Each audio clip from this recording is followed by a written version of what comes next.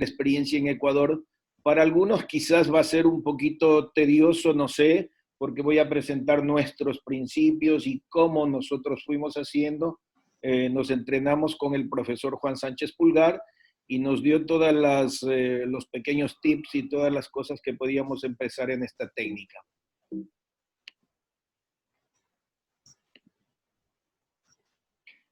La cirugía mínima invasiva del pie se ha desarrollado a nivel mundial en las últimas 3 décadas. Eso es inevitable e ineludible de que podamos saberlo, lo que ha permitido resolver la gran mayoría de problemas del antepié en una misma cirugía.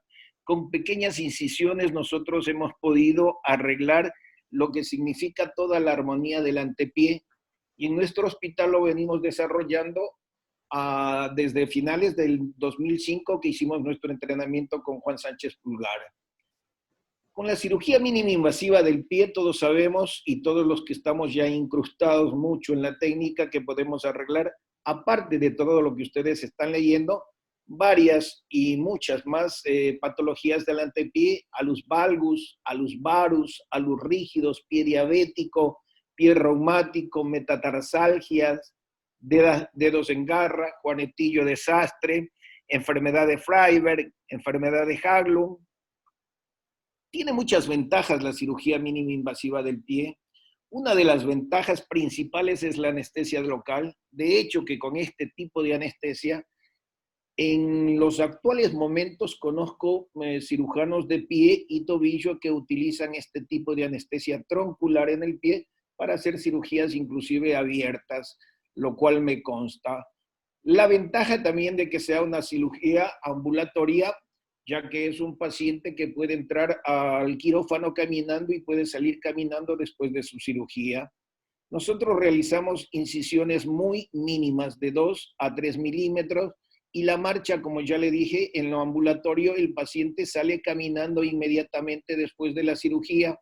Tiene un mínimo dolor postoperatorio en relación a la cirugía abierta y podemos realizar una corrección integral de las deformidades del antepié con pequeñas incisiones.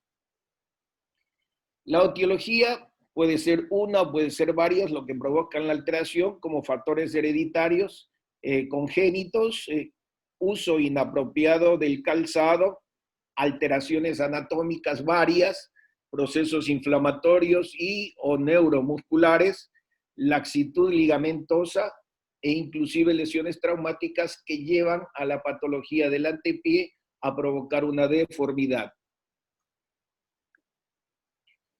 Todo esto que ustedes pueden observar acá está escrito en el libro de Mariano del Prado, uno de los gestores en Europa y a nivel mundial, después de su entrenamiento con el profesor Isaac, y él dice que la cirugía ortopédica, como otras especialidades quirúrgicas, tienden en gran medida a la cirugía mínimamente invasiva, no solamente en el pie, sino en otras patologías también, en donde los ortopedistas, nosotros los traumatólogos, podemos realizarlas.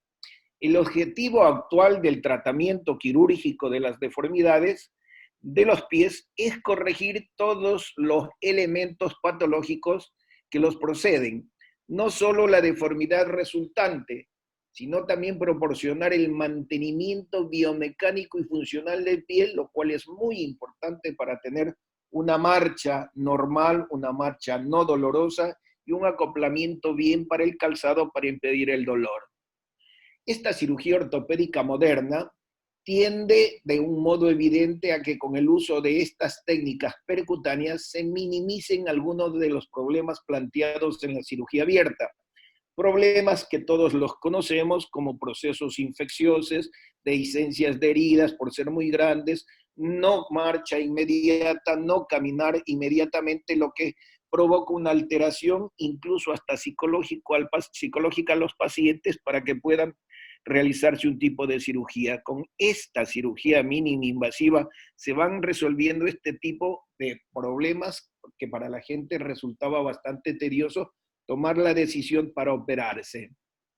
Si nosotros ya conocemos la técnica quirúrgica, los principios generales en la cirugía percutánea del pie, como en toda cirugía, tenemos que tener una planificación de la técnica quirúrgica.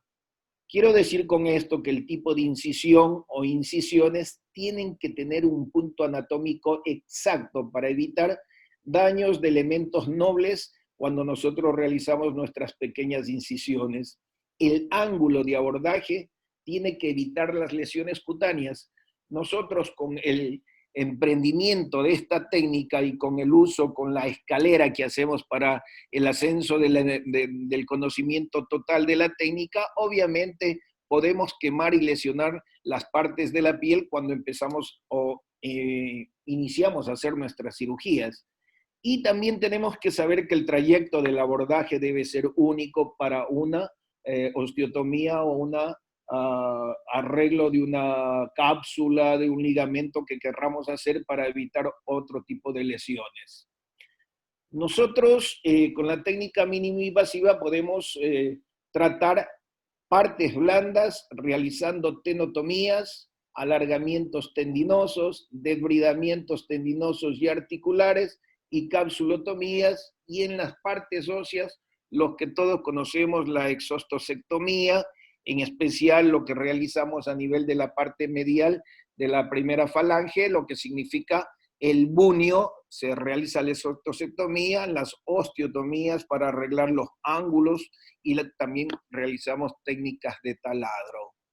Esto todos lo conocemos, pero es muy importante para ir viendo lo que tenemos que arreglar y los ángulos que podemos corregir. El ángulo metatarsofalángico, que tiene el valor de 0 a 15 grados, el intermetatarsiano de 0 a 10 grados, el PASA, que tiene un valor de 0 a 8 grados, que es el Proximal Articulation Sec Ankle, el Distal Articulation, que tiene un valor de 0 a 6 grados, y ya conociendo todo esto y haciendo la planificación de nuestra cirugía, los gestos quirúrgicos que hacemos para la principal técnica que se realiza con la cirugía mínima invasiva, que es el alus valgus, hacemos la exostosectomía, como podemos ver aquí en la parte medial, la capsulotomía y la tenotomía para la liberación del tendón conjunto, la osteotomía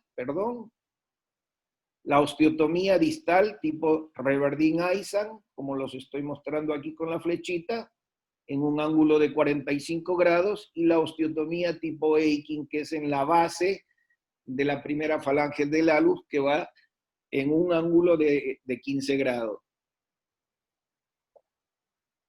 Podemos tener nosotros un mejoramiento del ángulo metatarsofalángico y un arreglo, aquí podemos ver en la diapositiva de la izquierda 35 grados, y miren, después de realizar toda la técnica con el Reverdin-Aizan, con un poco alto, porque el cora que nosotros medimos nos dio para hacer la osteotomía a este nivel de Leikin, la liberación de partes blandas, la capsulotomía, la tenotomía, y nosotros hacemos nuestra primera incisión, que es una incisión retrosesamoidea de 2-3 milímetros, como les habíamos indicado. Hacemos primero la incisión en la piel con un bisturí tipo 11, después con el bisturí tipo Weaver. Por debajo de la causa hacemos el despegamiento y nuevamente entramos con la primera fresa, que es la fresa larga. Ahí la tienen ustedes para poder iniciar nuestra exostosectomía. Es la Shannon larga, ahí la ven. El ángulo de 45 grados para hacer nuestro primer corte. Por esta incisión, que es la primera, nosotros hacemos la exostosectomía y hacemos el corte en 45 grados de Reverdin-Aizan. Ahí lo tienen en la radiografía, en el intensificador de imágenes, cómo tiene que quedar. Y nuestro segundo gesto quirúrgico en piel para acceder a la cápsula y al tendón siempre con el bisturí a 90 grados en el plano del pie, y ahí podemos observar ya realizada la exostosectomía, el Reverdin Eisen. Ahora vamos a la capsulotomía y a la tenotomía. Nuestro tercer gesto quirúrgico está hecho en la base de la primera falange del hallux, como ya les mencioné, 15 grados de inclinación para el corte. Ahí está el corte que nosotros realizamos. Y como mencioné también, el cora para esta primera falange nos da en este sitio. Ahí hacemos el corte de Aiking. Siempre hacemos una hipercorrección después de todos estos cortes del Aiking, del Reverdin Eisen y de haber hecho la calzulotomía y la tenotomía. Y el vendaje es importantísimo porque esto es lo que va a mantener para nosotros la corrección de nuestras osteotomías. No todos hacemos el mismo vendaje, pero lo que significa que la corrección de las osteotomías tienen que ser bien llevadas y cada quien tiene sus truquitos para la colocación del vendaje. El Coban por encima y obviamente el paciente sale caminando con un zapatón ortopédico, que es un zapatón con una suela bastante gruesa para que tenga una inclinación, el pie en la marcha aproximadamente también de 40, 30, 45 grados para que pueda caminar sin flexionar el pie que está operado. Ahí ustedes pueden ver una alteración de un hallux valgus con un segundo dedo supraducto y pueden observar las incisiones para nuestras osteotomías y el arreglo simétrico de todo el pie, del antepié.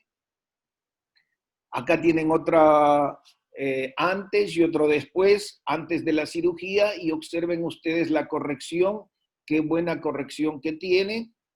Más pacientes, este es un paciente que tiene una alteración en su hallux, un hallux valgus, y tiene un callo dorsal en el quinto dedo. Fíjense, tiene la herida acá, una herida de otro tipo de cirugía. Aquí está la herida, un segundo dedo que está mucho más largo. Aquí tenemos el dedo más largo, el antes, el después, y lo que sí uno tiene que quedar muy entendido y hacérselo saber al paciente es que todos los pacientes pueden tener edema postquirúrgico que no se lo quita en 1 o 2 meses quizás, dependiendo mucho de la edad del paciente, dependiendo también del sexo. Las mujeres tienden a tener más edema, o si tienen alguna alteración tipo flebótica o alguna alteración venosa en sus piernas, pueden provocar un edema más prolongado. Acá tienen otro ejemplo, un hallux valgus y la corrección, otro pie más, con la deformidad y la corrección, el antes y el después, una paciente de 81 años, con sus dedos en garra, con su hallux valgus, 3 meses, la corrección, y fíjese en, todavía por su edema, mujer y de edad de 81 años. Más casos para que ustedes puedan ver lo que nosotros empezamos a hacer, y ya de varios años que tenemos con la técnica hemos logrado una curva de ascenso bastante buena y una mejor progresión en nuestros pacientes operados. Los resultados, el promedio de corrección global en nuestros pacientes en el estudio que realizamos desde el 2005 al 2012, de ahí no hemos vuelto a hacer un nuevo estudio de resultados. Teníamos operados 1.021 pacientes, que fue el 87.4% de muy buen resultado, diría yo, y ahora actualmente hemos sobrepasado los 2.200 pies operados. Varios pacientes en este estudio, el 3% de nuestro estudio, necesitó un retoque quirúrgico luego de los 6 meses. El dolor postoperatorio fue en promedio de 2.6 sobre 10, como les había mencionado. El dolor en este tipo de cirugía, por el buen acceso en los troncos nerviosos, provoca de que este tipo de cirugía y con las mínimas incisiones sea menos doloroso que la cirugía abierta. 2.6 sobre 10, de acuerdo a la escala análoga del dolor. Y la marcha se inició inmediatamente y el 89% de nuestros pacientes en este estudio pudieron reintegrarse a sus actividades habituales sin ningún problema. Como algo de conclusión, para terminar y no cansarlos, porque todos conocen el asunto de la técnica mínima invasiva, esta técnica en la cirugía del pie se reproducen los resultados obtenidos de la misma manera como la cirugía convencional y yo podría decir quizás un poco más alto en el promedio en estadísticas con otro tipo de cirugías porque las ventajas son diversas. En nuestras manos, la cirugía mínima invasiva del pie ha demostrado ser una técnica bastante eficaz y muy útil, y la curva de nuestro aprendizaje ha sido bastante ascendente y progresiva. No existen, al menos yo no los he encontrado, estudios a lo largo plazo que puedan determinar el porcentaje de la recidiva en este tipo de pacientes, y es necesario evaluar los factores siempre intrínsecos, como vimos al principio de la charla, del paciente que puedan reproducirse la recidiva. O sea, siempre deberíamos estudiar y tener en cuenta este tipo de etiología de los pacientes que operamos el antepié con esta técnica. Recomendamos el uso y la práctica de la técnica mínima invasiva, porque a nosotros y a la gran mayoría de los que estamos en el IAMIS tenemos la confianza plena de que es una cirugía muy valorada para nosotros y más que todo para los pacientes, porque el confort y la buena evolución que tienen así lo preceden. Para terminar, finalmente, aquí estamos con el profesor Stephen Aysan, en nuestros entrenamientos también en cadáveres, acá con Mariano del Prado en España, nuestro socio, el doctor Galo Gómez, el doctor Rodrigo Collago, acá abajo con el profesor Juan Sánchez Pulgar, efectivamente nuestro maestro, y aquí está Mario, está Galo, está Roberto, están todos los amigos que formamos parte del grupo de mínima invasiva, y esta es una foto no tan actual, ya como unos 5 años, donde está Galo y Rodrigo, que trabajamos juntos. Muchas gracias por escucharme. Si hay preguntas, obviamente con muchísimo gusto me gustaría contestarlas. Bueno, muchas gracias, maestro. Lamentablemente no te podemos aplaudir, porque sería un despelote, sería muy problemático poder hacerlo con audio. Felicitaciones. Llegamos a ser 85 participantes de la reunión. Ha tenido Estamos en 84. Estamos en 84 horas, sí. Yo voy a pedirle a los participantes que por favor hagan las preguntas por chat.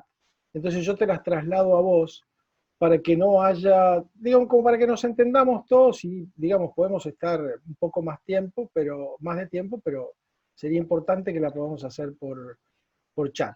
¿Sí? Lo que sí me gustaría recalcar en el asunto es que esta es nuestra experiencia de ya más de 15 años en el tratamiento de la cirugía mínima invasiva y lo que nosotros hemos hecho en nuestro país gracias a las enseñanzas de todos nuestros maestros. Claro. Así es que este es un resumen y con esto empezamos lo de nuestro grupo del GIAMIS para tener la evaluación muy pronta de ser muchos más y constituir lo que significa nuestro grupo operativo de bastante relevancia científica a nivel de Sudamérica. Bueno, aquí está la primera pregunta, pero como yo estoy manejando el chat, la voy a hacer yo. Después lo voy a dejar al doctor Eduardo Cedeño. Mi pregunta es la siguiente. Vos hablaste perfectamente sobre la posibilidad de recidiva. ¿Qué, digamos, en la recidiva de tus pacientes, qué importancia le das a la inestabilidad de la subastragalina previa? Bueno, eso es una pregunta muy buena porque nosotros siempre hacemos la evaluación y el entrenamiento de la técnica quirúrgica y no solamente de la subastragalina, sino también de la cuneo metatarsiana, porque juegan un papel muy importante para determinar otro tipo de gestos quirúrgicos que uno puede hacer. Inclusive cuando nosotros tenemos una alteración en la cuneo metatarsiana y una alteración también en la subastragalina, nosotros pensamos en realizar no una artrodesis de la cuneo metatarsiana para tener un ángulo intermetatarsiano menor, sino tener una osteotomía proximal que nos evite tener una recidiva con el alus valgus. No sé si eso Perfecto. te contesta bien, Mario, Sí, lo que sí, sí, perfectamente. Perfectamente. Bueno, aquí el doctor Eduardo Cedeño Montanero pregunta, si vos utilizás el sistema de suspensión para disminuir el espacio intermetatarsal coadyuvante. Hay un montón de sistemas de Eso iba a preguntar qué sistema de suspensión. bueno, no importa. Hay un montón de sistemas de suspensión. Estimo que el colega te estará preguntando si utilizás algún sistema de suspensión o si haces la osteotomía y la dejas así. Sí, sí, ningún sistema de suspensión, pero nosotros hacemos las osteotomías, y si se refiere al Reverdin Eisen o el Leiking, y nosotros los mantenemos con nuestros vendajes, que los vendajes son semanales. No, perdón Arturo. Lo que pregunta el doctor es cuando en los casos en que haces una osteotomía proximal, estimo yo, Ah, ah, porque allí se ah. utilizan los Sí, sistemas sí, de... sí, sí, sí, no, no, sí, sí, perfecto. Yo es que conozco al doctor Cedeño y entonces quería explicarle que no solamente el tipo de vendaje que nosotros utilizamos con el antepié, pero también el vendaje que nosotros tenemos para las osteotomías, que por lo general lo hacemos en L invertida proximal de la primera falange, lo utilizamos simple y llanamente con la osteotomía y nada más. Perfecto. Bueno, es un sistema de suspensión también el vendaje, ¿no? Sí, el vendaje. Fenómeno. Seguimos con el doctor Hugo Tames. ¿Recomienda manejo de esteroide posterior a la cirugía para disminuir el edema y el dolor postoperatorio?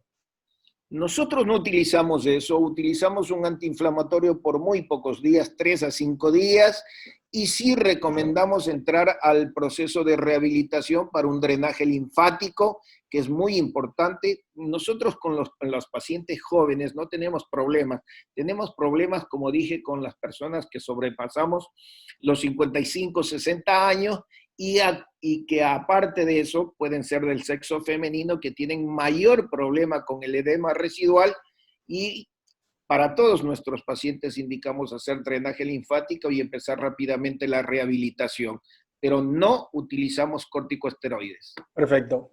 Nuestro amigo Seba Tronconi pregunta cuál es el cóctel anestésico y qué tipo de anestesia usás. A ver, utilizamos un anestésico como la lido o la silocaína y la bupivacaína. Y aparte ponemos un cc de bicarbonato en muchos de nuestros pacientes. No tenemos el mismo tipo de anestésicos locales que tienen Sebastián en Argentina, y eso lo discutimos con el profesor Juan Sánchez Pulgar el otro día en otra charla que dimos para el Hospital Británico. Pero eso es lo que utilizamos nosotros, 50% de bupivacaína y 50% de lidocaína, y añadimos bicarbonato, un cc también. Perfecto. Allí va el doctor Grajales. Perdón, aquí un colega de Buenos Aires pregunta si usás magnetoterapia para disminuir el edema postquirúrgico. ¿Sí? Utilizamos magnetoterapia, hacemos drenaje linfático, como lo dijimos, usamos parafina y utilizamos el ejercicio con nuestros fisioterapeutas que están muy entendidos en el tipo de cirugía que nosotros hacemos. Perfecto. Así que la pregunta es sí, utilizamos magnetoterapia. Perfecto, ok.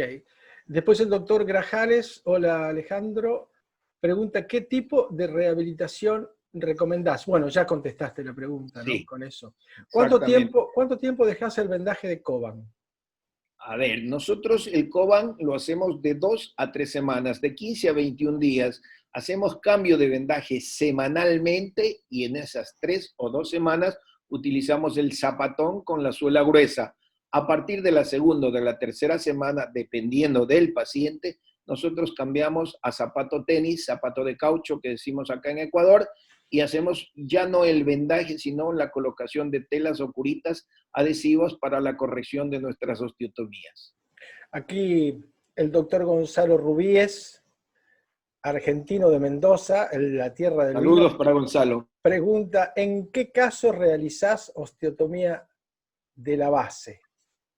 Las osteotomías de la base nosotros las realizamos cuando el ángulo intermetatarsiano sobrepasa los 15 a 16 grados. Ahí realizamos una osteotomía en la base. Por lo general, como ya lo dije, hacemos una osteotomía en L invertida. Eso fue lo que nos enseñó Juan y lo venimos haciendo y con mucho éxito. Por ahí también he escuchado y he visto charlas de nuestro amigo de Salta, Uribarri, que él hace la L no invertida, sino la L del otro lado, o sea, con la base hacia la parte proximal, no hacia la parte distal del metatarsiano, y no tiene ningún problema. Así es que nosotros hacemos ese tipo de osteotomía. Perfecto. El doctor Alexander Soto pregunta, en defectos de metatarso primo varos severos, con inestabilidad de la cúneo metatarsiana del hallux, si usás la técnica de Lapidus.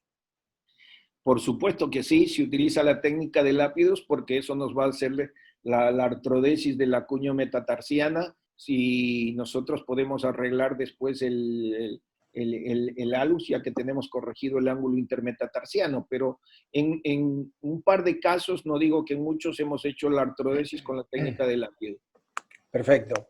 Aquí el doctor Osvaldo Afa no hace una pregunta, sino que dice que la utilización de magneto más láser y ultrasonido sería lo mejor para la retención articular más el drenaje linfático. Gracias por el comentario.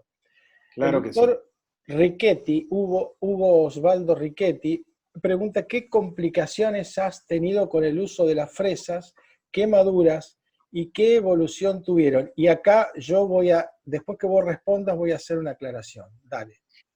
Depende de nuestra curva de aprendizaje. Cuando empezamos a realizar nuestras cirugías, que como ya he mencionado, hemos sobrepasado ya a la fecha solo los 2.200 pacientes, nuestra curva de aprendizaje al principio nos enseñó y nos mostró que debíamos utilizar bien los aparatos y que tienen que ser los aparatos que están hechos para esta técnica, sin ningún invento de motores ni de fresas de otro tipo.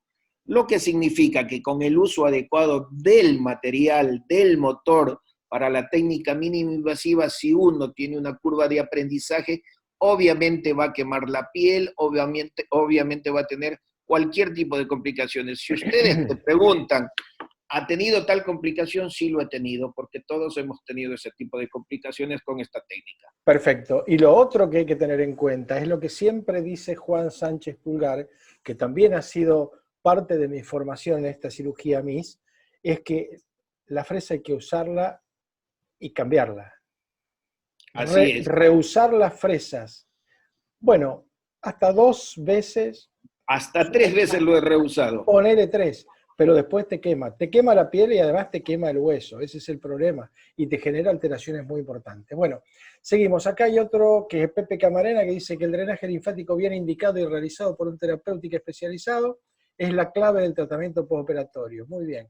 ¿Es conveniente? Completamente de acuerdo. ¿Es conveniente, dice Cedeño, realizar la corrección bilateral del hallux? Dale. A ver, hay una discusión en la que nunca he querido entrar, pero yo muy particularmente prefiero no operar los 2 pies al mismo tiempo. ¿Por qué? Sí se lo puede hacer, claro que sí, pero es mucho más cómodo para el paciente y la evolución de la cirugía es mucho mejor cuando se lo realiza pie por pie. Exacto. Ya que nosotros con un pie que tenemos como un bastón, un apoyo para la marcha del pie operado, no es lo mismo que tengamos los 2 pies operados y que caminemos con zapatones como un pato a 40, 45 grados de abducción de los 2 pies. La evolución es mucho más tórpida y yo prefiero hacerlo pie por pie. No estoy diciendo de que no se lo puedo hacer, estoy diciendo que es mejor para el paciente.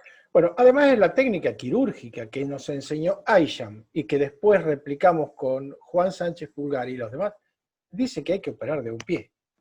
Pie por pie. Exactamente lo mismo dice, y acá voy a contestar yo otra pregunta, porque no lo tengo que responder yo, pero vas a responder lo mismo que yo.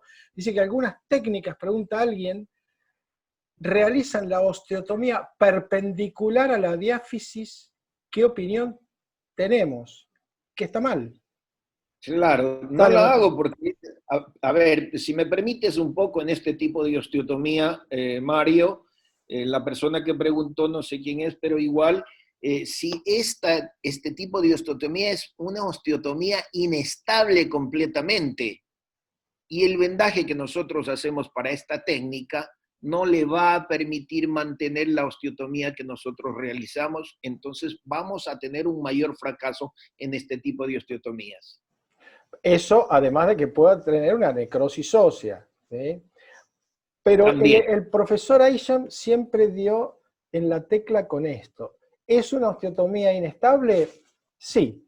Pero si sí, nosotros la hacemos oblicua de DD a PP, es decir, de dorsal distal a proximal plantar, y además la hacemos de tres, solo de tres corticales, y después hacemos la osteoclasia, osteoclasia. con el vendaje queda perfectamente estable. Perdón que me meta en esto, pero bueno, es la base y nosotros tenemos la obligación desde este grupo de poder eh, darle las bases, bien repito y valga la redundancia, a la gente que no tiene experiencia para que se Claro, se es pueda lo mismo, enganchar con esto.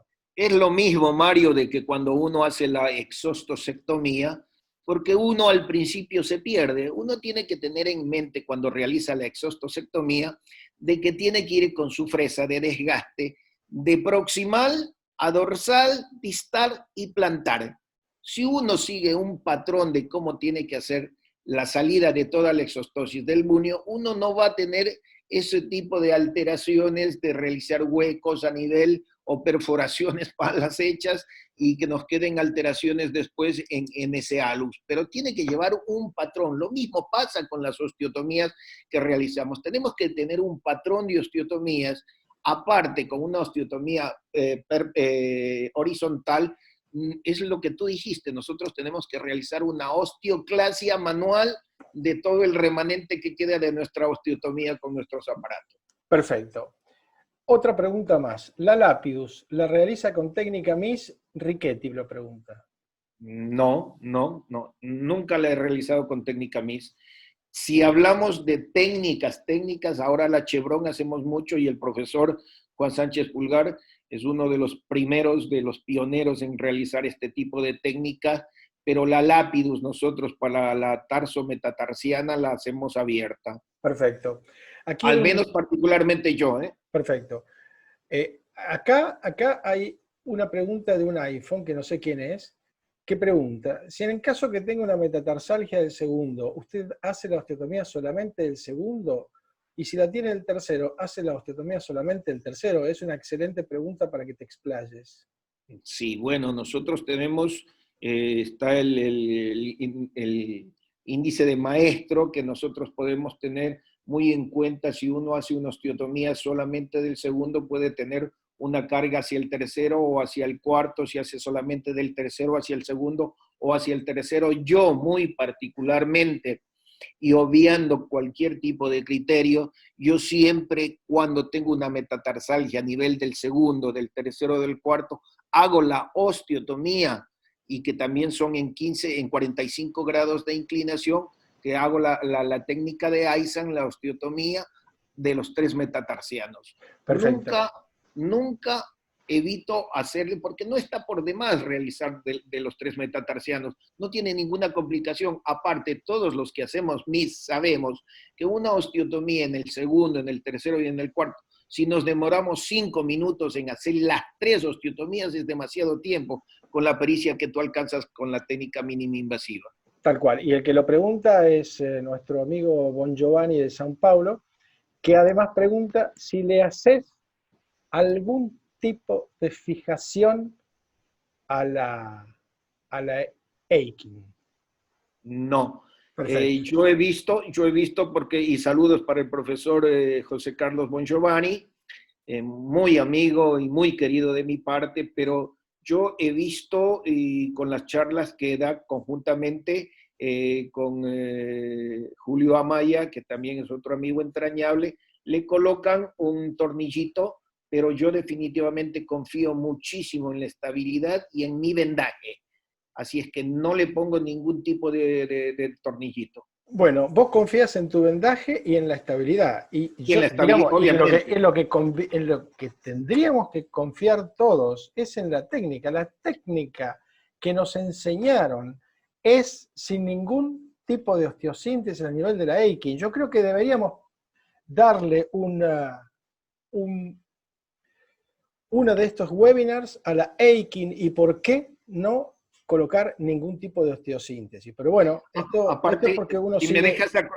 si me dejas acotar algo más, para el profesor José Carlos Bongiovanni, nosotros no le ponemos y no le realizamos osteosíntesis con tornillito en el Aikin. ¿Por qué? Porque es el mismo principio de lo que estábamos hablando con las otras osteotomías. Hacemos una osteotomía en 15 grados y no cortamos el remanente con nuestra sierra, con nuestra Shannon corta, no cortamos el remanente de lo que queda de la parte externa de la base del hallux, lo que significa que hacemos una pequeña inclinación de esos 15 grados y una especie de no osteoclasia, sino inclinación y lo mantenemos con nuestro vendaje. Perfecto.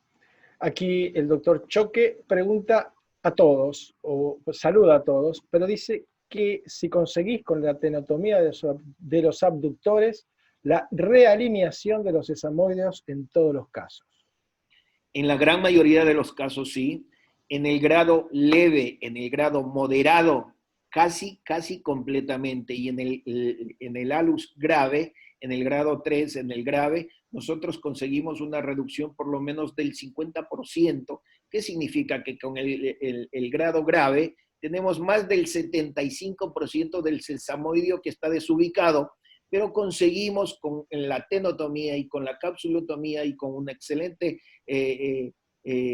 manifestación quirúrgica, corregir hasta el 50% de la subluxación del sesamoideo. Perfecto. Aquí alguien que se llama Paulo Zumarraga pregunta qué opinás de la teoría de rotación del primer metatarsiano y cómo corregirlo percutáneamente con MIS. A ver, saludos para Pablo, también es de Ecuador, y muchas gracias por estar con nosotros. La rotación nosotros la corregimos con nuestra osteotomía, porque nosotros podemos manejar con nuestros dedos la corrección de la abducción, de la abducción, de la supinación y de la pronación del hallux.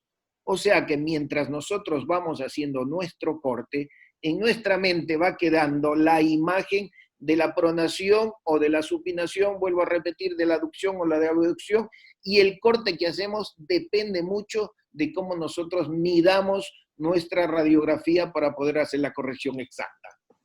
Bueno, No sé si, no sé si Pablo se queda contento con esa respuesta. bueno, después lo hablan café por medio cuando se pueda. Perfecto. Aquí aclara el doctor Bongiovanni que Ok. él dice que cuando la osteotomía es inestable, o sea, de 4 corticales, si es factible colocar algún elemento de osteosíntesis. Por eso dije que sería muy importante hacer un webinar sobre la estabilidad que genera la osteotomía realizada a través de una incisión de 2 o 3 milímetros, porque Sí. tiene que ver con la cuestión esta de que de adentro hacia afuera hay una fuerza centrífuga y de afuera hacia adentro con el vendaje centrípeta que hace que la osteotomía sea estable, siempre es No, estable. no, pero aparte de eso, para el profesor José Carlos Bongiovanni, José Carlos, si yo cometo el error de hacer el corte completo en el Aiking, yo estoy seguro, pero te lo digo así francamente, estoy completamente seguro que mi vendaje tiene que ser de la manera más cuidadosa para evitar el deslizamiento de ese segmento si es que corté las 4 corticales. Perfecto, perfecto. Bueno, aquí tenemos otra más. Dice que la utilización de Riquetti Hugo Osvaldo. ¿De dónde es Riquetti? No lo veo.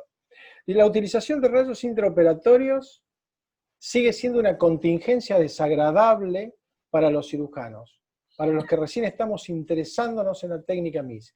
¿Se ha avanzado en el uso racional de radiografía intraoperatoria con respecto a la protección y utilización de aparatología adecuada?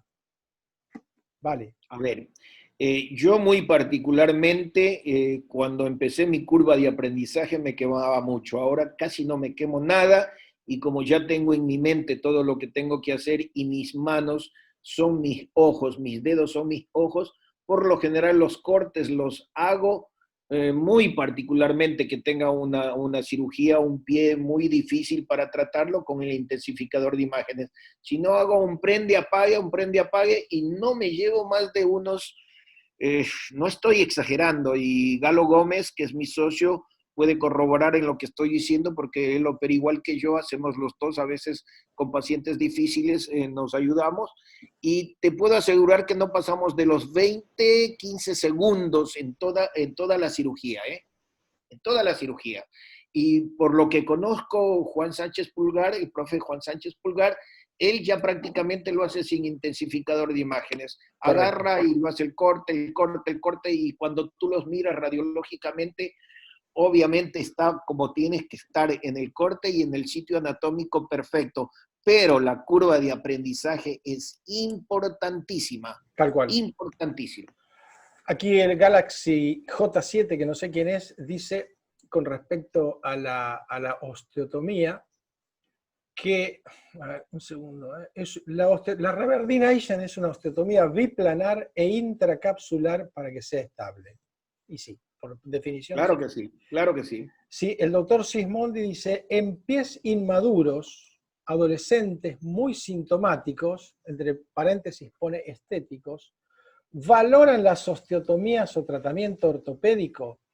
¿Y qué opinión o experiencia hay sobre realizar epifisiodesis con cálculo de Paley para el metatarso primo varo? Bueno, esa epifisiodesis o epifisiodesis, que no Eso lo puedes solamente, contestar mejor tú, ¿eh? que no la realiza solamente Paley, sino que en Colombia hay un colega que hace ortopedia infantil que también la realiza. Es una buena cirugía, es una excelente cirugía. Y El por ahí problema, Sebastián también nos puede hacer una acápite acerca, ¿eh? tal cual, ahora le vamos a reiniciar el audio. La hemiepifisiodesis que se realiza lateral con respecto al cartílago de crecimiento tiene lo que tiene toda hemiepifisiodesis. Sí. Tiene la posibilidad de que corrija, de que no corrija o de que nos dé una deformidad inversa.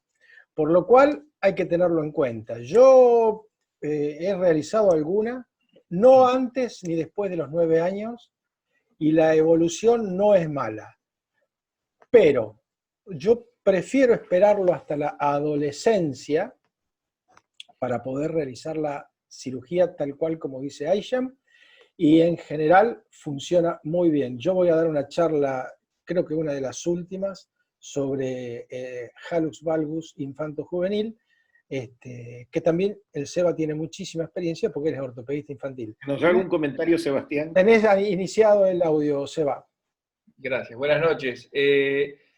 Con relación a lo que dice Guillermo Sismondi, yo creo que las hemiepifisiodesis de cualquier parte del cuerpo, y los que hacemos infantil lo sabemos, tienen el problema, como dijo Mario, de pasarse, quedarse corto, hacer una lesión fisaria.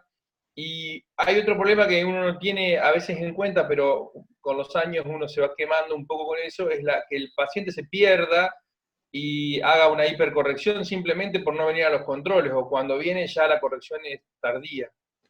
Claro. De todas formas, es una técnica que anda bien, bien manejada y con un paciente que uno tiene que tener un control estricto, un paciente que uno sepa que lo va a encontrar, quizás más en Argentina sería para el ámbito privado que para el hospitalario, porque en el hospitalario por cuestiones laborales muchas veces los pacientes se pierden, se mudan y es muy difícil encontrarlos y ahí uno haría una sobrecorrección. Como contra, creo que no corrige ciertos factores del antepié.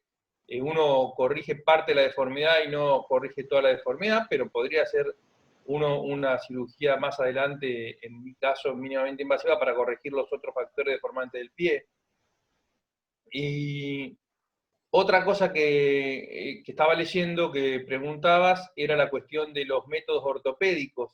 La férula de Groiso, que yo creo que es el único método ortopédico que tiene cierto grado de indicación en niños, se usa en niños muy pequeños, es nocturna, el chico se tiene que aguantar el tratamiento y ser bastante, tiene que ser todos los días, continuamente, Constante. la férula de Groiso, y muchas veces no da resultado. O sea, Groiso en su trabajo creo que publicó un 90% de éxito, pero la mayoría de las revisiones del trabajo están en el 50% y en chicos chicos. Totalmente de acuerdo, eso lo iba a Entonces, remarcar. Gracias por traerlo. claro, yo prefiero hacer la percutánea. Nosotros hacemos bilateral, inclusive en niños, no tenemos prácticamente tasa de pseudoartrosis. Hacemos bilateral muchas veces y nos gusta hacerlo después de los 12 años para evitar un poco la recidiva. Y bueno, Mario, vos sabés mejor que yo todo esto, lo que vendría a ser el equivalente a una lapidus en un niño, nosotros estabilizamos el retropié, ¿no es cierto? La Sí, sí, sí, sí. subastragalina, en general siempre corregimos la subastragalina, le damos cierto valgo al retropié cuando tiene un varo al retropié, cuando tiene un valgo muy pronunciado, para evitar también recidiva.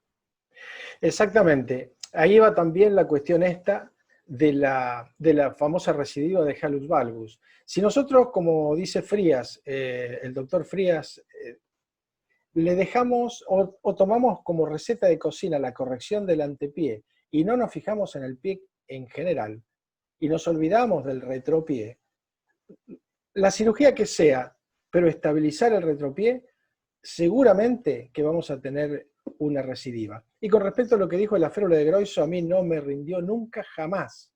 Nunca tuve más de un 40% de buen resultado y con chicos que le estabilizábamos el retropié con una plantilla, funcionaba ahí. ¿Sí? Aquí el doctor Irving Rico felicita por la ponencia y dice cómo mantiene la estabilidad de los tendones extrínsecos e intrínsecos a mediano y largo plazo. Bueno, casi que respondimos la pregunta recién con esto de la estabilidad del retropié, ¿no?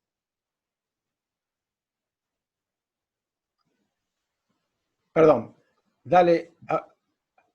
Sí, sí, nosotros creo que al corregir no solamente el retropié, en niños se ve mucho. Hoy estábamos discutiendo con los chicos del hospital un caso de un genuvalgo, por ejemplo, y un poco es la comparación pisa, alinear el pie tiene mucha importancia la rodilla, o sea, hay un montón de cosas que están alrededor del pie que mejoran cuando uno alinea el retropié, mejora cuando uno alinea. Y creo que por lo menos en niños nosotros la recuperación neuromuscular es casi automática. O sea, los chicos en general refieren, se les va el dolor, empiezan a mejorar la activa, bueno, todo ese tipo de cosas.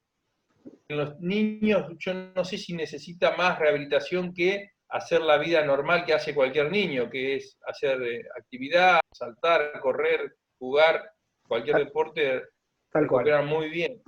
Lo que pasa es que ustedes lo manejan bastante bien y lo que tú dices, Sebastián, en el asunto de lo bilateral, no sé cómo lo manejas con la marcha de los chicos, pero realmente como ustedes manejan chicos, vuelvo a reiterar, ya tienen un manejo muy especial, son mucho más expertos en la técnica y lo que quería algo preguntar yo personalmente, ¿en qué tiempo o a qué tiempo están operando el retropié o corrigiendo el retropié? ¿De qué manera lo estás haciendo? ¿Una artrorisis? No sé, Mario, tú nos puedes aclarar ese asunto que es muy importante. Sí, y de paso le voy a contestar a Guillermo Sismondi que preguntó eso, si asociamos percutánea y calcáneo stop, puso él, y subtalar. Yo soy un fanático de la subastragalina, lo saben todos, a veces me pongo pesado con eso. En una época hacía calcáneo stop, pero hoy he visto que calcáneo stop tiene un montón de limitaciones con respecto a la estabilización subtalar, es decir, a la estabilización de la subastragalina con un elemento en el seno del tarso y un elemento en el seno del tarso en la parte medial. Nosotros utilizamos HyproCure. Y sí y sí las realizamos. Y la respuesta a tu pregunta con respecto, digamos, con respecto a cómo manejamos los pacientes, lo dijo Sebastián Tronconi perfectamente bien, que los chicos casi no necesitan rehabilitación. No obstante, en la primera fase del tratamiento, sobre todo si hacemos las dos cirugías, es decir, si corregimos el antepié y estabilizamos el retropié, por supuesto que vamos a necesitar un poco de antiinflamatorio con la magnetoterapia. Antes de seguir con las preguntas, les voy a decir, si ustedes me envían a doctormariojuanto@gmail.com vuestro mail, yo les voy a mandar la grabación de esto, porque lo estamos grabando, y además para poder enviarle las invitaciones al resto de estos webinars. ¿Sí? En lugar de repetirlo y antes de seguir, lo voy a anotar acá. A ver si se ve. Sí, acá está, perfecto. Esto es doctormariojuanto@gmail.com. Ese es mi mail. Me lo hacen llegar ahí y no hay ningún problema. Lo voy a dejar un poquito ahí mientras seguimos respondiendo alguna que otra pregunta. Aquí Gustavo Menta, que es un neurorehabilitador de la ciudad de Rosario, gran amigo y digamos, integrante de la Sociedad Argentina de Neuroortopedia, pregunta si tenemos registro del grado de importancia de la rehabilitación preoperatoria y cuánto influye en el resultado postquirúrgico. Típica pregunta de Gustavo, complicada, pero excelente pregunta por otro lado. Responde primero vos. Dale. Si me pregunta a mí, yo no tengo ningún tipo de experiencia con lo que pregunta el doctor. Vamos, entonces Tronconi. No puedo responder lo que no sé. Tronconi. Sí, yo que trabajo todavía con el doctor Ceruti, que él hace adultos y niños y debe tener, yo le hago la estadística, debe tener también cerca de los 2.000 pies operados, y la mayoría de sus pacientes son adultos, y veo niños. Creo que en los adultos la rehabilitación es muy importante. Pero la postquirúrgica, Sebas. Sí, sí. No, sí, acá estamos hablando de prequirúrgico y yo sé acá hablamos de prequirúrgico, Sebastián. Yo sé a dónde apunta porque lo conozco y trabaja con pacientes míos. Él apunta a la posibilidad de hacer una rehabilitación preoperatoria del desbalance muscular que en general tienen estos pacientes, y no solamente los chicos, sino también los adultos. Acá está muy en boga hoy la reeducación postural global que nos pone arriba de la mesa un kinesiólogo francés que se llama Philippe Souchard. Y bueno, es eso lo que Mario, pregunta. Yo lo utilizo, pero... yo lo que digo es lo siguiente. Nosotros mandamos todos los pacientes adultos a rehabilitar y no los niños. Pero yo personalmente, a los niños, por ejemplo, con isquiotibiales cortos, inclusive antes de los... un poco me acostumbré cuando empecé a hacer elongaciones y ese tipo de cosas, elongaciones óseas, hemimelias, etcétera, etcétera.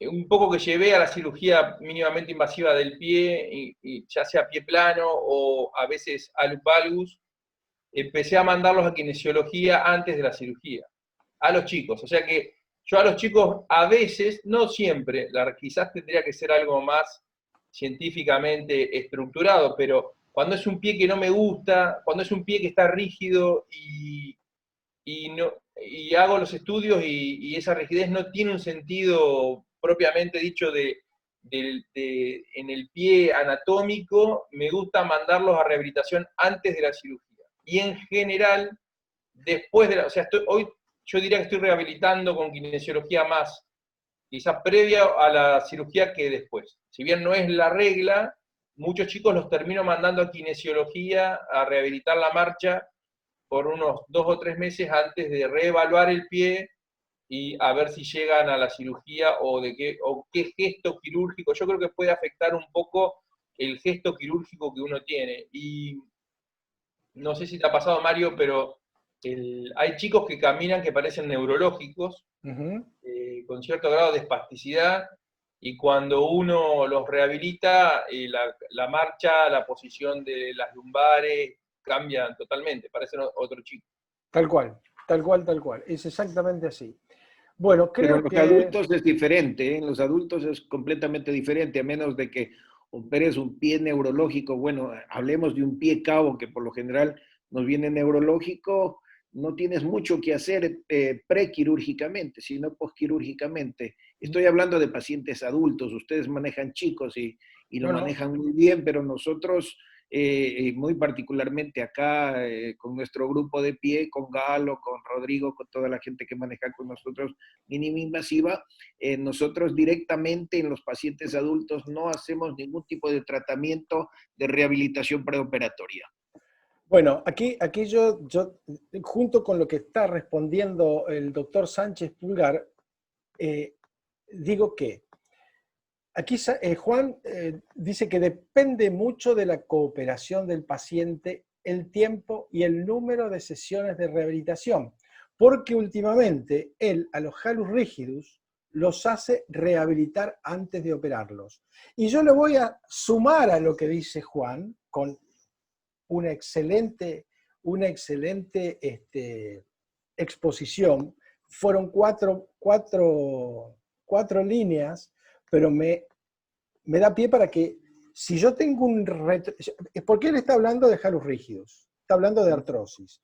Y yo no hablo de artrosis, yo hablo de un pie que durante 60 años pisó y cada vez que pisaba, subluxaba la subastragalina. Es decir, estiraba todo lo medial, todas las estructuras mediales las estiraba y contraía todas las estructuras laterales. Entonces, si yo pretendo corregir un pie, primero con el hallux, que es lo más fácil, y después pretendo hacerlo con una artrorisis de la subastragalina, le tengo que dar la posibilidad de que me rebalancee no solamente la parte muscular, sino también la parte ligamentosa y capsular. Todo Mario, lo que ¿estás se hablando de chicos o estás hablando de todo paciente? No, estoy hablando de adultos. Ah, Juan está hablando de no, sí, Juan está completamente hablando de de acuerdo. halus rígidos. Yo estoy hablando de adultos. Olvídate de los chicos, porque los chicos no les pasó tanto el tiempo haciendo el movimiento de A mí me gustaría preguntarle al profesor Juan Sánchez Pulgar, en sus pacientes que tienen halus rígidos, ¿cuántos rechazan ese tipo de tratamiento prequirúrgico de rehabilitación por el dolor que tiene?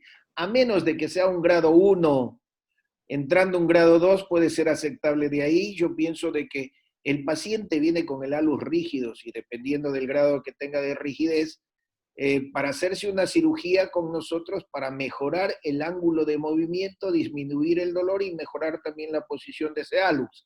Pero la pregunta directa para Juan, si nosotros hacemos eso de rehabilitación prequirúrgica con pacientes que tienen un grado avanzado de artrosis, ese paciente no lo va a aceptar nunca. No sé qué opina Juan. No lo veo a Juan para reiniciar Bueno, ahí está, lo tiene apagado el micrófono, yo lo estoy mirando.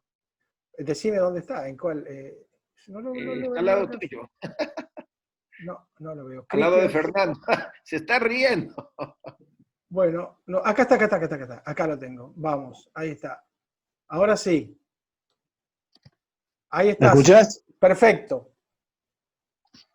El rígido grado 3, por supuesto, no va a mandar a rehabilitar. Un algo rígido no se mueve nunca. ¿Para qué lo va a rehabilitar? Más falta rehabilitarlo. Grado 1 y 2, sí. Pero generalmente rehabilitan antes de operarlo. Eso es lo Perfecto. que te decía Juan, es imposible hacerlo y depende del grado, sí, pero ellos lo que están hablando y estaban hablando del asunto pediátrico que por lo general nosotros no lo manejamos o lo manejamos con mucha pinza. Es muy difícil mandar a hacer una rehabilitación en cualquier tipo de paciente y tú acabas de manifestar que en los halus rígidos los haces, grado 1, grado 2, estamos completamente de acuerdo, pero nosotros directamente no manejamos ningún tipo de rehabilitación prequirúrgica para nuestros pacientes. No sé si me equivoco, Juan, ¿eh? No es que te No, equivoques. generalmente no hacemos nada. No hacemos nada, Pero exacto. generalmente, te voy a repetir, el alurriquio le ayuda mucho a vos y al paciente, la fisioterapia previa. Es que la fisioterapia previa, como dice Juan, es algo importante. Insisto, porque él pone arriba digamos, de la mesa de discusión la idea de poder hacerlo en un halus rígido grado 1 y grado 2. Pero pensemos de nuevo en la ley de Wolff y del Pech. Si yo tengo un tipo que estuvo caminando todo el tiempo con un pie torcido, con cinchas que están tirando de manera totalmente asimétricas, y pretendo que después de corregirlo ande bien, yo necesito pensar en rehabilitar la musculatura, todos los ligamentos y y la cápsula articular que está laxa, y necesito estirar lo que está contraído. Porque no se olviden, caminamos 5 o 6 mil pasos por día. En un año, en 50 años, caminamos 90 millones de pasos. Es decir, 90 millones de veces el pie colapsó. Y el pie, además, con un halus rígido, como lo que estamos hablando ahora, está funcionando de un lado laxo, el medial, y de un lado contraído, el lateral. Nosotros lo vamos a ayudar, pero por allí darle una posibilidad preoperatoria. No estoy diciendo que sea en todos, ¿eh? Este Gustavo nos mató con esa pregunta. La verdad que sí, ¿eh? La verdad que sí. Y bueno, no le hago más preguntas. Es terrible este muchacho. Acá están preguntando, las dos últimas preguntas vamos a hacer, ¿eh? Las dos últimas preguntas. ¿Quién es este que está de acuerdo conmigo? ¿Juan Sánchez Pulgar? No, no te puedo creer. Yo. ¿Está de acuerdo conmigo? La verdad, me retiro. No podemos pelear. Córdoba y Rosario están de acuerdo. El doctor Sí. Acá el doctor Richetti pregunta, ¿qué técnica MIS están utilizando en halus rígidos de acuerdo al grado del mismo? Y yo lo que voy a decir es lo siguiente, doctor, no se ofenda, pero tenemos una charla de halus rígidos un poco más adelante y estaría bueno que lo charláramos ahí para que no se nos vaya tan lejos, ¿no? Mario, déjame contestarle al doctor la pregunta, por favor. Claro. A ver, los grados de la artrosis del hallux, la rigidez del hallux, en cualquiera de sus etapas, grado 1, grado 2, cualquiera de las etapas, cualquier etapa de rigidez, con técnica MIS se puede mejorar muchísimo más porque siempre hay que darle la oportunidad a la articulación de que no tenga una artrodesis o alguien le quiera poner una prótesis. Significa que si nosotros hacemos una buena keilectomía y desimpactamos la articulación metatarsofalángica haciendo una buena Reverdin-Eisen, liberando la cápsula, el tendón conjunto y haciendo un muy buen aching con la sacada de todo el rebrote, el exceso de la artrosis, las keilectomías que nosotros llamamos dorsales, laterales, mediales, nosotros siempre le vamos a dar la oportunidad a la articulación para que se mueva mejor. Y yo he preguntado y he hablado con gente que hace técnica mínima invasiva y opera halus rígidos. El halus rígidos me dice, ¿qué pasa si después de una cirugía mínima invasiva de halus rígidos tienes nuevamente otra complicación o la misma complicación del halus rígido? Bueno, mi contestación siempre es la misma. Lo vuelvo a operar porque le vuelvo a dar la oportunidad a esa articulación de que tenga más vida. Porque, ¿qué significa la artrosis? Un proceso degenerativo, un proceso que inhibe la movilidad de la articulación. Lo que hago con la cirugía mínima invasiva y con mínimas incisiones es descargar esa articulación y limpiar esa articulación. Lo puedo hacer 1, 2, 3 veces, las veces que sean necesarias, y depende tanto de la edad del paciente para decirle, bueno, directamente te voy a hacer una artrodesis porque no estoy de acuerdo con las artroplastías a ese nivel. Una última pregunta y después te doy la palabra, Seba. La última pregunta y la vamos a responder, digamos, Seba, Arturo y por último yo. Acá Gonzalo Rubíes pregunta, ¿corrige primero la subastragalina y después el Hallux o al revés? Yo tengo mi teoría. Arturo y después Seba. Dale, A Arturo. ver, primero yo corrijo la subastragalina. ¿En el mismo acto? ¿En el mismo acto? No, para nada. Ah, bueno. Primero corrijo, no, pero ¿por qué? Te voy a explicar por qué. Si yo corrijo, hago una artrorisis en la subastragalina y creo que yo pongo lo mismo que tú, un hypergroup, ¿qué es lo que hago yo? No puedo confundir a un paciente y a ese pie que yo le mando a caminar inmediatamente con una cirugía con un cambio de vendajes, haciendo las dos cosas al mismo tiempo. Por eso yo primero voy de atrás para adelante, voy en el enfoque general de lo que primero habría que corregir, hago la artrorisis, coloco en el seno del tarso, pongo mi tornillo y después le hago la cirugía mínima invasiva. No junto las dos cosas nunca. Ese es mi concepto. Perfecto. Seba. Yo hago las dos cosas juntas.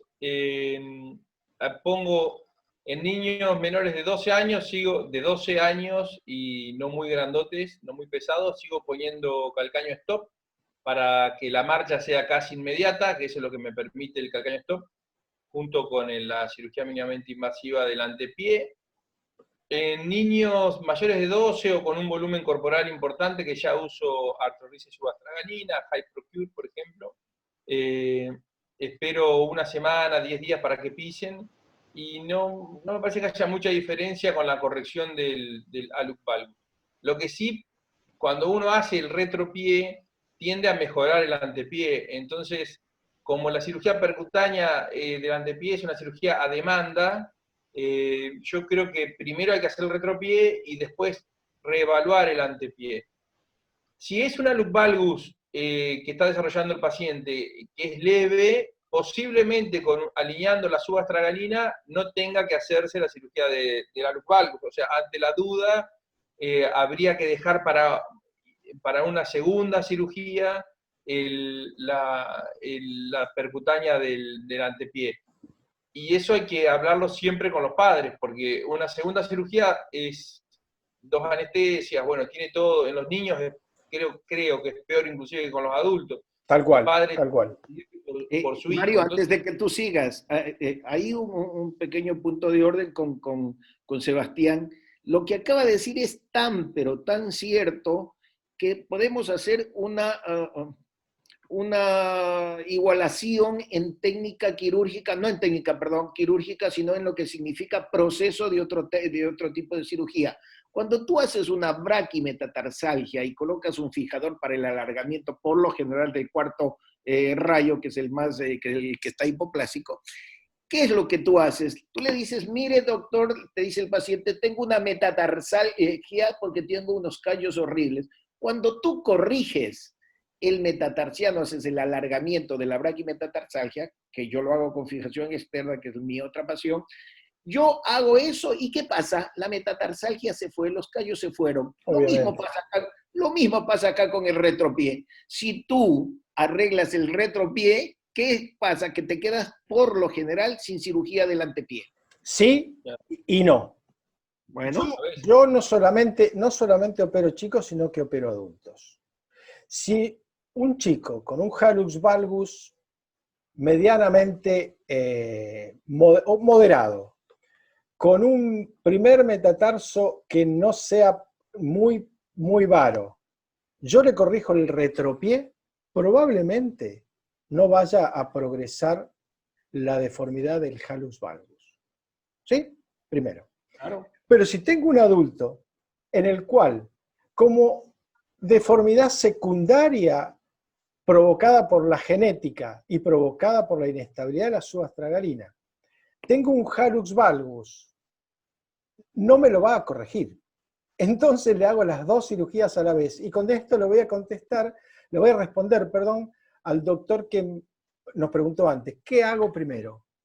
Lo más importante es que lo que hagas adelante no te genere un problema atrás cuando lo estás operando. Y que por eso te dije que primero vas por atrás. Y que lo que hago atrás no me genere un problema adelante. Y no es así. Yo primero opero el hallux valgus con técnica MIS. Le tengo tanta fe a la estabilidad de las osteotomías.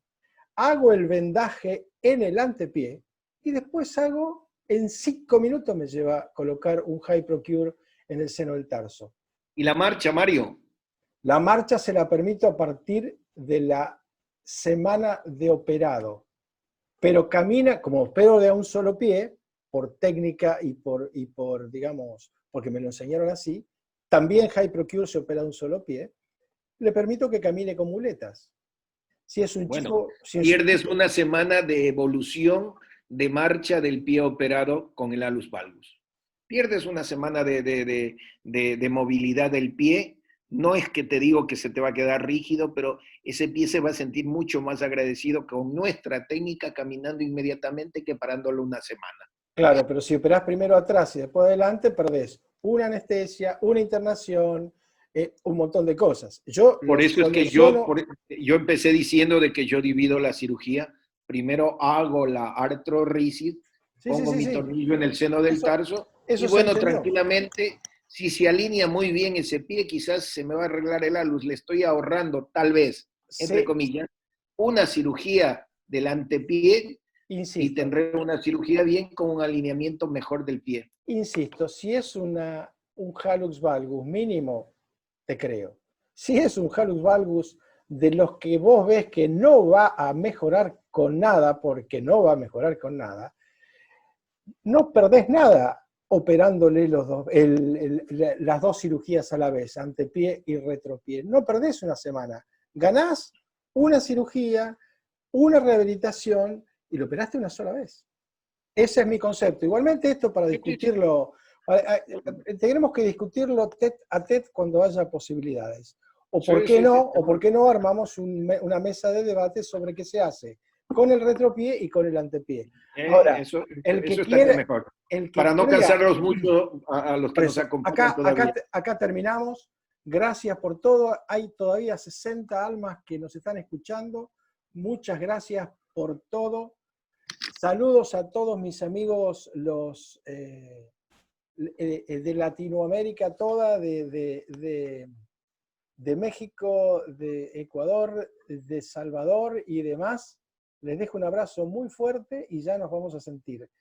Mañana, acuérdense los de la comisión directiva, nos vamos a juntar 20 minutos a hablar porque estoy contento porque tuvimos 80 y pico asistentes. Pero siendo 20 personas casi en nuestro grupo de trabajo de GIAMIS. Y tomando como que nosotros vamos a invitar a 4 personas, llegamos ahí. Yo creí que esto iba a explotar y espero que la próxima vez explote. Para que explote necesitamos compartir, necesitamos invitar colegas. Y bueno, veo que muchos hicimos la tarea y otros muchos no la hicimos. Mañana lo vamos a hablar. Arturo. Yo igual agradezco, Mario, igual agradezco la presencia de todos, todavía los que están presentes, que nos soportan en la charla. Muchas gracias y si todos no estamos encaminados en esta técnica, pues los invitamos a que entren a la técnica que van a tener una satisfacción, tanto ustedes como sus pacientes, con la técnica quirúrgica. Que tengan una linda noche. Bueno, buenas noches a todos. Chau, chau. Adiós.